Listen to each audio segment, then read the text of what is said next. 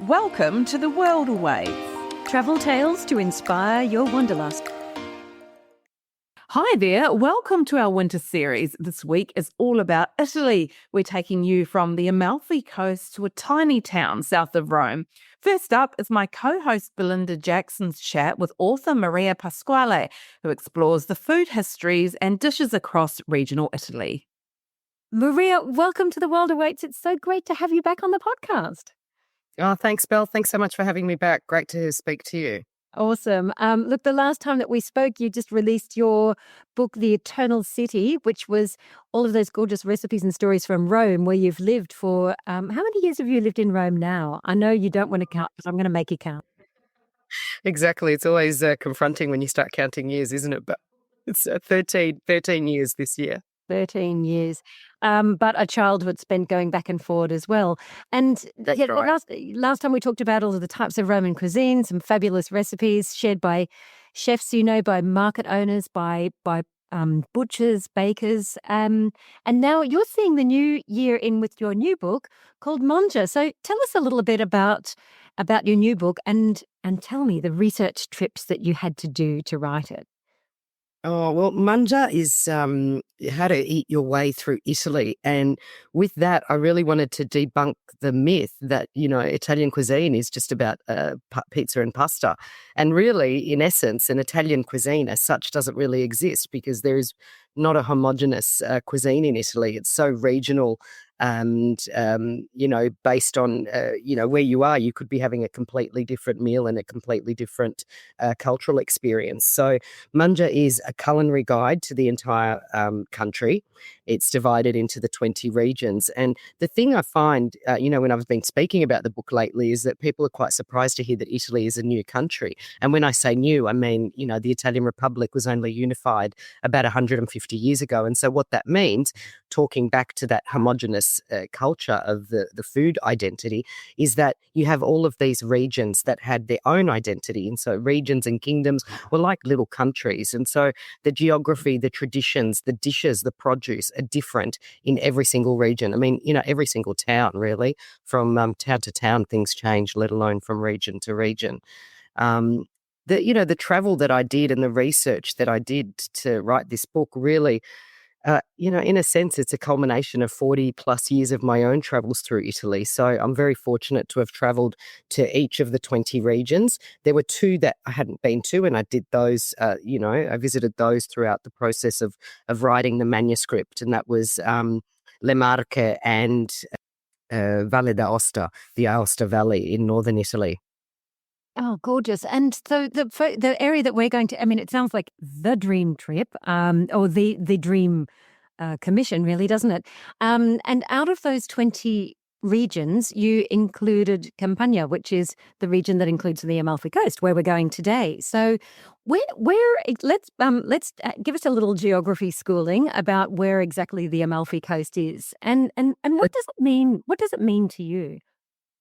The Amalfi Coast is located in Campania, and I dare say, I mean, it's probably one of the most, like the foreigners are just so enamored with this coastline. It's probably one of the most famous in the world.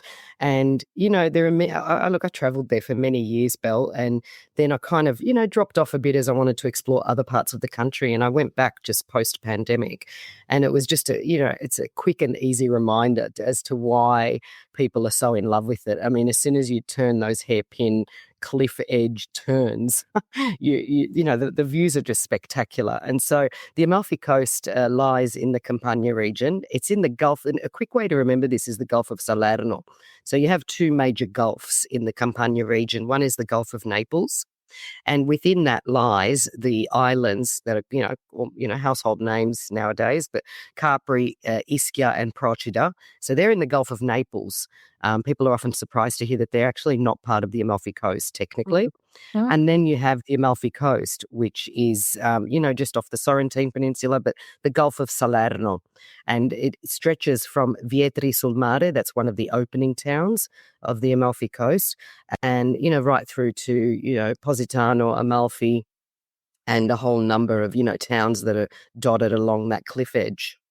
Oh, and just, I mean, it is, you're right. It's so evocative. We've got beach holidays, sun, Hollywood stars everywhere, and not just like, new money as well. This is, the Amalfi Coast is steeped in history. I just think of the 1950s, 60s when you had all of those glamorous movie Absolutely. stars roaring around on timber-lined speedboats. That's me. That's how I'm. That's the Amalfi. That's how you envision the coast. Absolutely. Totally there. I agree. I agree. When I think of the Amalfi Coast, like you asked me earlier what it means to me, I think of lemons and I think of, just that sun-kissed summer.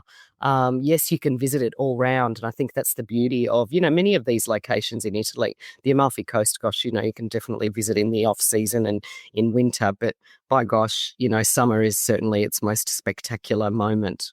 And let me just tease out on that, because we always ask when is the best time to go. Would you go in summer? Is it so insanely busy that you wouldn't love it, or unless you really like being with all the people right now? I think there are ways to travel throughout Italy. Italy, like many other countries in Europe and many other countries in the world, is facing, a number of issues with mass tourism. And, there are ways around that. I'm certainly not going to discourage people from visiting Italy or any of these places. I would certainly say that yes, it is a predominantly summer destination, but there are ways of doing that. And, perhaps in the earlier part of summer, so May, June, and avoiding July and August. September and October, even October, Italians are still at the beach throughout October, especially in, areas like Campania, which are that southern part of Italy where the sun continues to shine way through October. So I would certainly recommend those kind of, early summer or probably late summer. And then, then avoiding maybe some of the more popular towns in those higher season periods. So, look, Positano is just going to be completely chock full throughout summer. And it can be quite unbearable. Unfortunately, you're starting to miss out on some of those authentic experiences because many businesses, sadly, are catering to mass tourist crowds. And so I would, look at a town like Cettara, which is the anchovy capital of Italy. So if anyone's in love with anchovies, which I am, but, a town like Cettara, a town like Vietri sul Mare. Vietri sul Mare is where all the ceramics are created and produced and then supplied to the rest of the coast, if not the rest of Italy. Oh, fantastic! And so then, are these your favorite villages, or do you have a little secret that you want to tell us possibly on the podcast? And we won't. I traveled. Oh, yeah, that's right. Let's not tell anyone. I traveled for years through Amalfi. I find Amalfi is the Amalfi town and the small little borghi, like the little, the small, I guess, hamlets or smaller towns just off Amalfi, like Conca dei Marini. Some of these towns are a little less known. I mean, Amalfi obviously is very well known.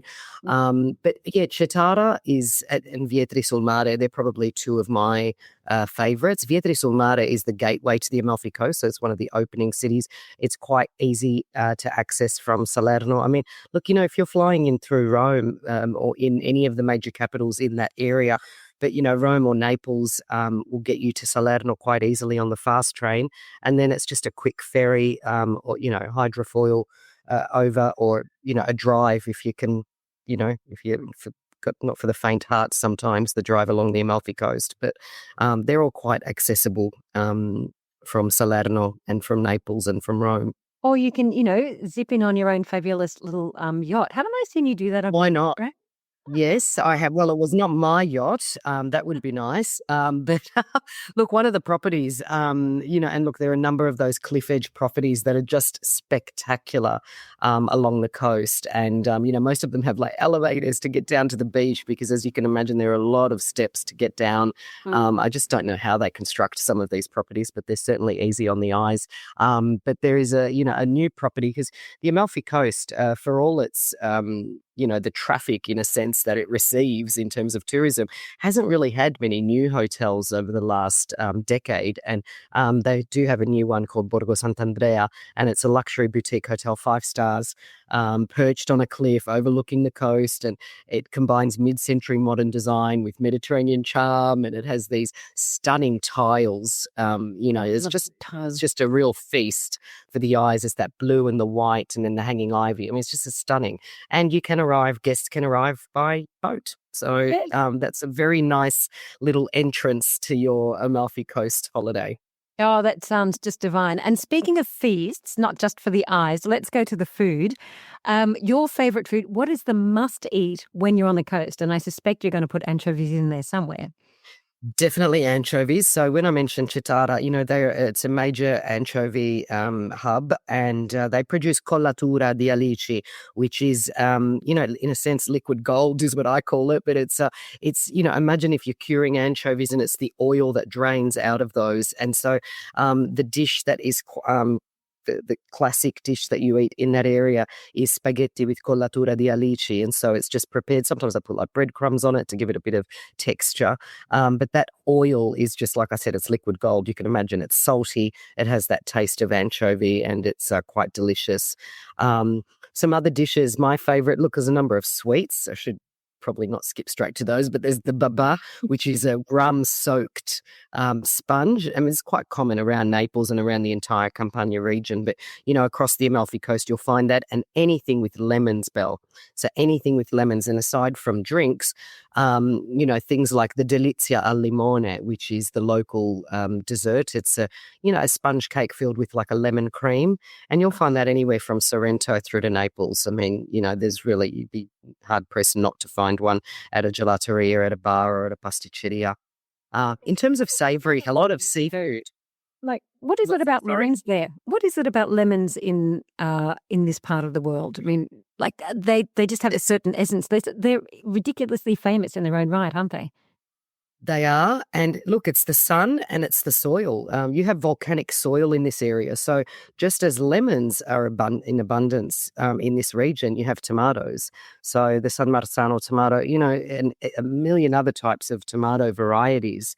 So anything with tomato is also, this is why now I mentioned Capri before. It's quite close, even that's not technically on the Amalfi Coast, but people will have heard of the caprese salad.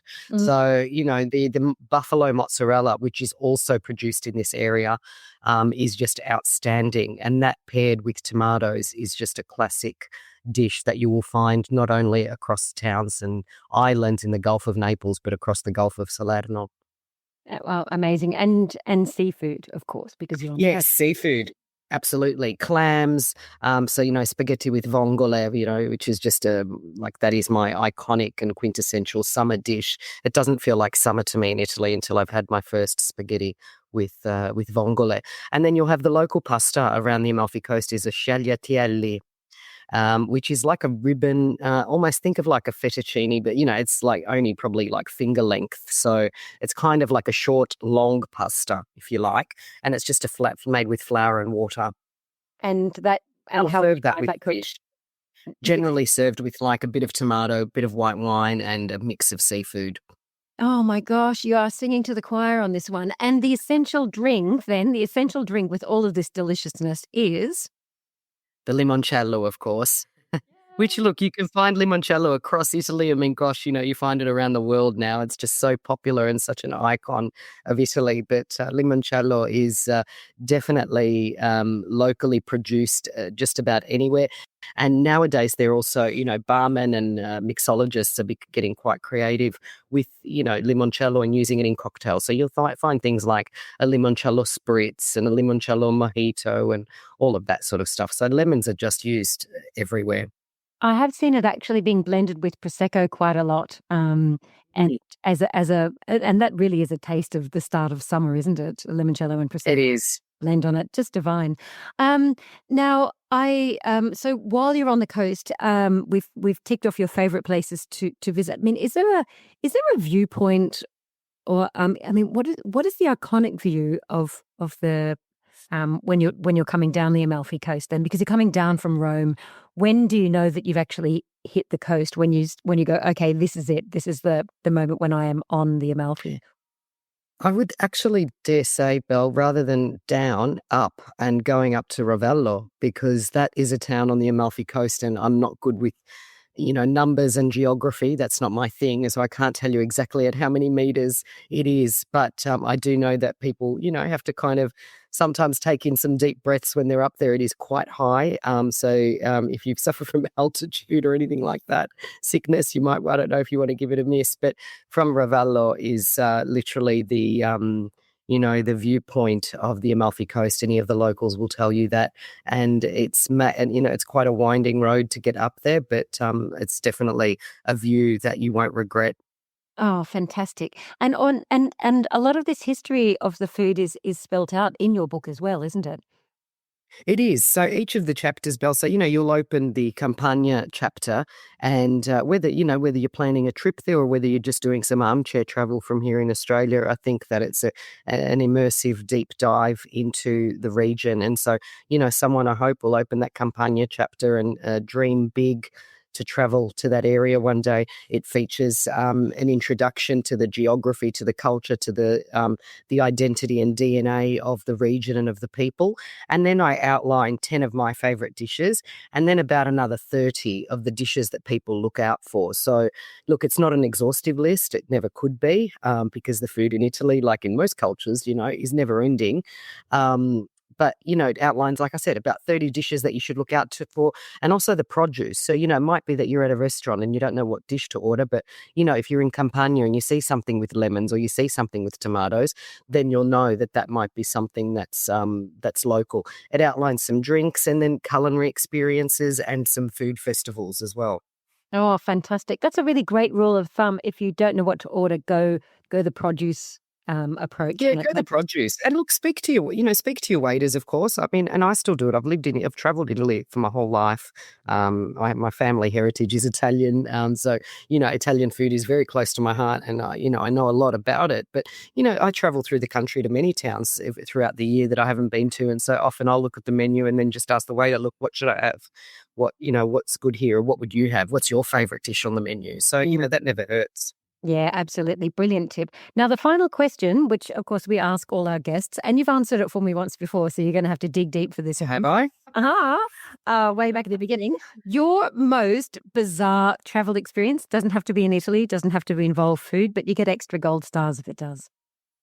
Okay. Gosh, I can't remember what I said last time, but if I had to think, it was probably when I almost broke, I should say, busted my ankle once on the Isle of Salina in the Aeolian Islands in Sicily. And we were on a day trip, one of those day trips where you go out on the boat and you're swimming all day. And of course, out of the 12 people on the boat, I ended up being the one that couldn't do anything all day because I was sitting there with an ankle that I couldn't put any weight on. And when we got back to the port, it was full of people and there was an ambulance there with sirens blaring and waiting for me.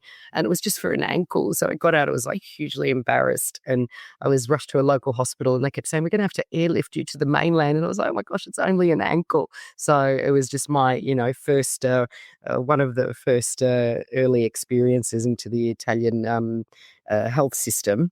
And then I, as most young, smart people do, I kept traveling through, it's not like I flew home to Australia. I wasn't living in Italy at the time. So I kept having, hopping along on crutches throughout the south of Italy for another 3 weeks, which I dare say did not help my ankle and had to be reconstructed a year later in Australia. Oh my goodness. But, never let an injury get in the way of a good time, right? Never, never. I'm like, I've still got 3 weeks of travel to go. So I'm just going to have to suck it up. Never going to go home. Oh, but that sounds like you're always celebrated as the celebrity, being flown out or shipped out by ambulance. I think that there's a little glang yard as well. Just had a bit of glam to it, as always. Absolutely. Just order the limoncello from your stretcher. That's right. That's right. Yeah, let's say we had a few drinks to help the pain and the inflammation. Good job. I'm pleased to see that you actually walk the talk. So, Maria, thanks so much for taking us to the beautiful Amalfi Coast for just a few minutes, and really looking forward to deep diving back into your newest book. Congratulations again. Thanks so much, Belle, and you're very welcome. Hope to see you in Italy and having a drink with you there soon. Absolutely, it's a date.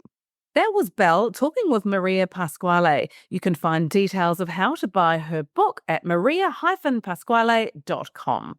Next up, I chat with award-winning freelance journalist Natasha Mirosh, who swapped the sunny shores of Brisbane to move temporarily to a tiny village south of Rome. Welcome to the show, Natasha. Thank you for having me. It's so great to have you on The World Awakes. We'll just start by tell us a little bit about how you got into the travel industry and what you're doing now. Look, I was in my 20s and I'd been living in London for about 4 years at that stage. I'd been back to Australia for a couple of months after the typical 2 years, but I just couldn't settle, so I'd come back. I'd always really loved writing, and so I started doing a night course in journalism at a local college in London with the idea of going on eventually to uni to study journalism. And I received a letter from a friend who'd returned home. It was kind of a long essay, really, about the joy of coming back to Australia after living in Europe for a couple of years. And it was really good. I really enjoyed reading it. And I suggested he turned it into a travel article and that I'd submit it to a travel publication in London that was aimed specifically at Australian travellers. So he did, he wrote it, and I wrote a sort of contrasting version about how difficult I'd found it to settle in. You know, I wasn't ready to go back to Australia at that stage, and there were things that I found really strange. And I sent them both off, faxed them actually at that stage. That shows you how old I am, to the publication. And a couple of weeks later, to my great surprise, I picked up, it was a free publication that you would get from the train stations, and I picked it up. And there was my article published in it, not his, just mine. And a couple of days later, I got a check in the post for £45. And so I was just like, my God, you can make money doing this. So I started doing temporary admin jobs, and between those temping jobs, I would travel and then I'd write about it and submit it to different publications. And I picked up a couple of regular columns in newspapers and magazines. And that was it, really. It was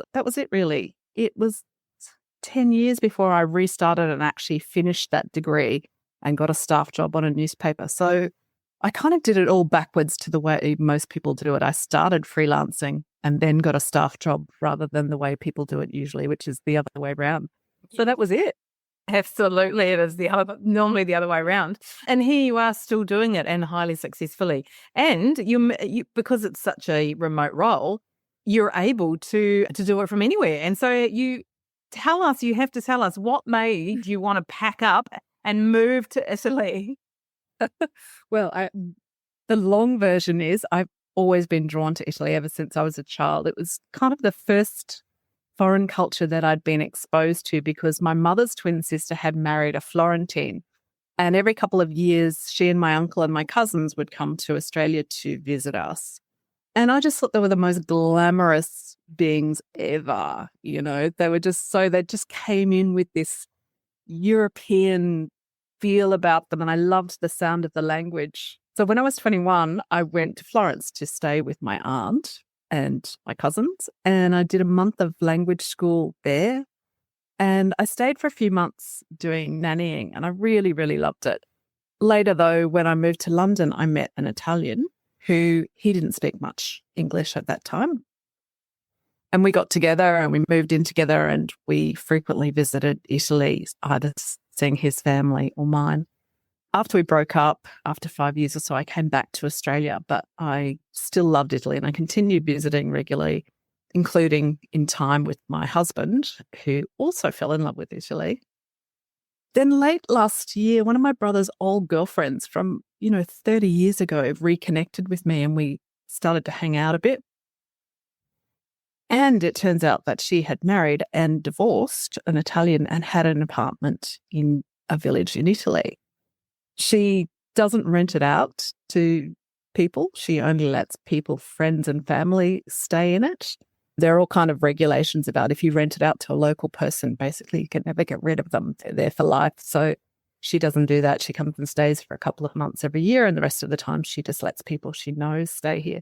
And she offered it to us, and of course I accepted. My husband fortunately had quite a lot of long service leave, so he took a couple of months long service leave. And coincidentally, happily, I'm currently doing my master's dissertation on an Italian food subject. So it seemed like everything just came together and it was the perfect time to immerse myself in Italian culture, really. Amazing. So you didn't have any other responsibilities at home that you had to deal with? Animals and... No. Sadly, our dog was very elderly, had lived a lovely life, had passed on, and my son has now moved out of home. So we actually got a friend's daughter to come and house sit for us. So she's enjoying that. She's at uni. And so, yeah, we had no reason to not do it. Oh my gosh, I just cannot wait to get to that stage where my children have moved out of home and I can do it too. So tell us a bit, first of all, about the region of exactly where you are and a bit about what you've been doing and what there is to do there. Yeah, I'm in Lazio, which is Rome, of course, is the capital of that region. We're living in a very small, very old village it's very historic. It was once enclosed by walls and there's the remains of a castle at the top. The apartment we're in, it's at the highest point. It's a pedestrian-only area, so you have to leave your car sort of halfway down. Not that we have a car, but yeah, you can't drive here. It's very typical with cobblestone lanes, and it's very pretty, but it's a typical village. People live here. It's not a tourist village. It's very close to the coast, so I'm sitting out on the terrace at the moment, and I can look out over the plain, and there's a lake in front of us, and beyond that there is the sea.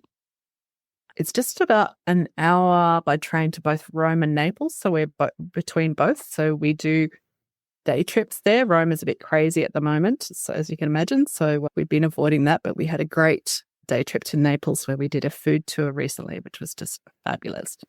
There's not so much to do in the village itself. It's very quiet, but there are lots of interesting little towns that are just a bus or a train ride away. We went to one the other day full of ancient ruins and, this incredible temple that we just wandered around completely on our own. It's just incredible. But that's what you want, right? If you were staying, like if I was going to go and stay, I want to find a remote little village where I can sort of integrate with the local culture and just, live like a local. I mean, that's just such a remarkable experience. That's exactly what it is. And it's, there are negatives to that as well. But, generally, if you want that authentic experience, and I hate the word authentic, but you know what I mean, that's what you need to do rather than staying in those tourist areas. We've just spent a long weekend on the most beautiful island called Ponza, which we can actually see from here. It's just off the coast. And it's a place where really only Neapolitan and Roman families go. I mean, we didn't hear any English at all. And in fact, we have not heard any English since we've been here, apart from when we visited Rome, And around the village itself, there are plenty of walks. We've got mountains behind us, and there's one of Europe's last remaining cork forests, which is not very far away. Yeah, and apart from Rome, this region really doesn't get a lot of attention from tourists. So, as I said, we haven't met any English speakers at all, really. Remarkable. So, what have you been doing about, how have you been integrating into the local community? And tell us a bit about some of the local people. And have you met the local characters? We have, and I was very lucky that my friend who owns the apartment has given us a written lowdown of some of the villages. So we were prepared. She pointed out the hierarchy. For example, there's a group of matriarchs here, and we need to be particularly diplomatic with who we speak to and what we tell them, and, what kind of respect we give to which people. You do see the same faces a lot, and we don't know everybody's names, but now they greet us. They've seen us around and they know that we're the Australiani. There's a group of old men who do a walk around the perimeter of the village every afternoon who we usually chat to because we try to do the same. There's the church bells just gone. Then there's Daniela, who owns the only bar in the old town. It's almost just below us, which is very dangerous because they do excellent cornetti, which are like a croissant filled with cream or pistachio cream, which they do for breakfast. I've joined the local library and I'm on a WhatsApp group of the local fruiterer farmer who sends daily messages and photos of what he's got in fresh, which is very cool. And a couple of days ago on the little community bus, an old guy tried to sell me a bag of chicoria, which is like a bitter herb that he'd foraged in the hills. It was like he was doing a drug deal with me, but I actually can't stand the stuff, so I didn't buy it. That's hilarious. So tell us a bit about what have been some of the biggest challenges of making this move. Honestly, it's been pretty easy. The biggest challenge is the stairs. There are just so many stairs here and pretty much anywhere around this area. We don't have a car, so we have to walk down to the plane, to the flat, to the supermarket, or if we want to go to the train station to get anywhere, there is a little community bus that comes up and down, but it's very erratic and seems to have a very long lunch break, like many things in Italy. So you can't always rely on it. The other challenge is that for an introvert like me, we have to make the first move really in creating relationships. So everyone's like super friendly, but when they realize, especially when they realize that we can speak Italian, but they don't tend to approach us first or ask us questions. So we have to make the first move. And then there's been a couple of lingual difficulties, not too many, but there was a very long and very complex conversation that I had about the rubbish collection, which with the signora who lives downstairs, because the rubbish collection here is very complicated. It's 6 days a week, and on each day is a different type of rubbish. And there is one particular rubbish bin that we didn't realize was only for one specific reason, and it has a barcode. And this is all the rubbish that doesn't go in the recycling. So you've got plastics, you've got glass on one day, you've got metal on another day, paper on another day, and then you've got this one which is called indifferenza, which is everything else that can't be recycled. And it has a barcode on the side, and apparently the rubbish man scans that barcode because you only get a certain number of those collections included, and then you have to pay for them after then. So everybody's very protective over their indifferenza bin, and we were just in the other bin. So that took quite a bit for me to understand. So unlike at home here, where we just all run out and load up the neighbours' bins whenever on rubbish day we're running down the street trying to fill up the neighbours' bins, you wouldn't be doing that then. And what have been some of the nicest surprises since you've been there? Look, I think the biggest surprise has been how easy it's been to adapt. It already feels like home. It's so different to the short visits that we've done in the past. And I think part of that is not just the length of time that we're here, but where we are. We're really off the beaten track here. Like most people that I've met outside of the village, if I tell them where we're living, have no idea where it is. Italians I'm talking about. So, it's not a well-known place. So we're really having to really immerse ourselves in the day-to-day life of, Italians without all the helpful pointers that you normally get as a tourist. So it's much more complex to navigate, but a lot more fun.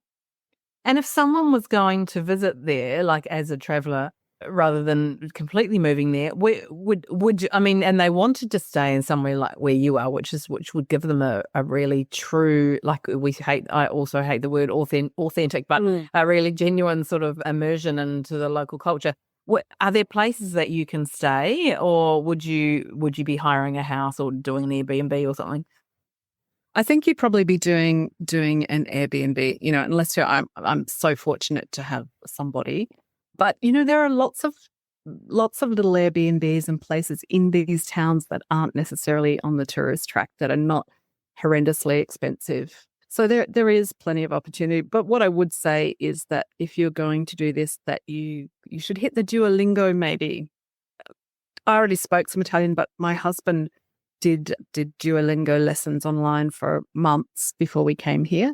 And he says that it's given him such a different experience from our other trips, because people just open up to you so much when you speak their language. When we go up to somebody and introduce ourselves, for example, they immediately smile and they just start talking to us, like we're Italians, and, they're very, very friendly. I think it would be quite difficult to navigate without any Italian, though of course it's much easier these days with Google Translate and other apps like that. Mm. And what are some of the other tips for people who actually did want to do exactly what you're doing, like me? And you know, and what would be some tips for what, you know, how do you do it? How do you, I mean, if you don't have, like you say, if you don't have, unfortunate enough to know someone to get a house, or and just generally, what were some of the things that you wish you'd known before you did it? Well, I would say that one thing that you can do is to do a house swap with somebody. And often those house swaps tend to be in regions like this. I have a friend who manages the Australian kind of branch of a house swapping association, and she spends months every year in different places swapping houses. And I said to her once, you know, do people want to come and stay in suburban Brisbane? I love my city, but, you know, it's not exactly a touristy kind of place. And she said, yeah, absolutely. So there is always that option to join a reputable house swapping. But there are also lots of groups that you can join, Facebook groups, you know, I absolutely loathe the word expats, but, you know, that can help you find somewhere to stay. Doing a course like I did when I first came to Italy all those years ago is always a good option. There are lots of language courses, and it just gives you that introduction to not just the language, but to meet other people and to make those connections locally, I guess. Mm. And so on a day-to-day basis, I mean, are you going to be doing a lot more sort of trips out, or is it mostly day trips? And what are you both doing on a day-to-day basis? I'm still working, so I'm writing travel stories. I have some trips planned. So we're going to Austria and we're going to Slovakia. My husband and I worked out that we've been to every region in Italy apart from Calabria. So we are meeting some English friends and going to Calabria in June for a couple of days, which will be fun. We're actually going to hire a car that time and drive down the coast and back up the coast again. On a day-to-day basis, we try to do a couple of day trips every day. So, you know, I'm here to work. I'm working on my dissertation and I'm working on my travel stories. So I put aside a bit of time every day to do that. Sometimes I'll go to the library. Sometimes I'll just sit out on the terrace in the sun and do my work. My husband's been making little excursions by himself. So jumping on the train, like yesterday, he went to Formia, which is a coastal town not far from here. And the rest of the time, we're just kind of living like we would at home, you know, doing our washing and hanging out the laundry and, you know, doing home chores and going to the supermarket and cooking our meals. So, Are you pleased that you made the move? Like, is it something that you think, you know, are you pleased that you did it? I'm so happy I did it. I mean, it's like sort of going back in time for me to my 20s when I did it the first time. And strangely enough, it was the same period of time that I did it back then in my 20s, the same months. We arrived at a great time because it was just before Easter. And they have a very traditional Easter procession here, which was fantastic. We turned up at the church and all of the villagers were dressed up either in ancient Roman gladiator type costumes, soldier costumes, or they were dressed up as, you know, in headscarves and robes, etc., and smoking outside the church while waiting for the procession to come up from the road below along the alleyways and into the church, where they did this big sort of, I guess it's the Passion Play. I'm not Catholic or even vaguely religious, so I'm not really sure. But it was a lot of fun, and all of the villagers seemed to get involved. They were all dressed up. And then yesterday was a May Day holiday here. We've had, what else have we had here?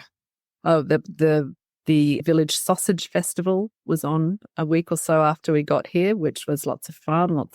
It's a very traditional sausage that they make here with fennel seeds, and then they serve it with this herb that they call broccoli, but it's actually like a wild broccoli leaves, and they stuff it into a crunchy baguette type bun. And so there are all kind of stalls set up and fireworks, and yeah, it was really fun. So we've arrived at such a great time. And of course it's spring, and there are just all around us are just verges with flowers growing wild everywhere. The weather is just perfect. It's been about 18 to 20 every day, blue skies, sunshine. I'm already ridiculously brown just from sitting out on the terrace doing my work because we don't burn like we do in Australia. So yeah, I'm really very happy that I did it. And in fact, I get a bit of a sinking feeling in my stomach when I think about going home. Oh, that's so nice. And I yes, I can imagine I would feel the same. What an incredible experience.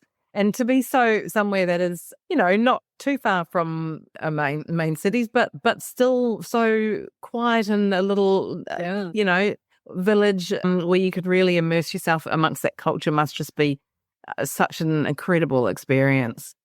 Yeah, look, it really is. And it's interesting that, a lot of these villages are dying out in Italy. Young people are moving away. But this village seems to be particularly dynamic. And I think it's because of this group of matriarchs that, keep it so like this. It's decorated all the time. So they have, at the moment, it's all decorated in spring colors. And there's paper flowers hanging from things all over the alleyways. And people have got buckets of flowers out and paintings on their walls, and then come summer that will change, and then during the Christmas period, again it's all decorated, lights and everything. So they're very dynamic, and it's great to see that there are a few young children in the village as well. There are a lot of old people, and I watch them, some of them with walking sticks, and think, wow, how do you cope with this village with all these stairs, slippery surfaces, etc. But they love it and they don't want to move anywhere else. And it's a really great vibe living here. And it's a lot of the reason why, everyone talks about the blue zones. And when we were in Sardinia last year, that they were saying a lot of the reason that a lot of these people are living so long and such healthy lives is because, they're out and about. They have no option but to be. Yeah. So that certainly helped with longevity. Oh, look, it just sounds like a remarkable experience. And yeah, I'm sure that there would be lots of people wanting to follow in your footsteps, and who will be listening, just wishing that it was them that were doing it. So if someone was going to just come and visit, what's one thing to that very area? What's one thing that you think they should definitely make sure they do? Look, I would say to visit the Pontine Islands.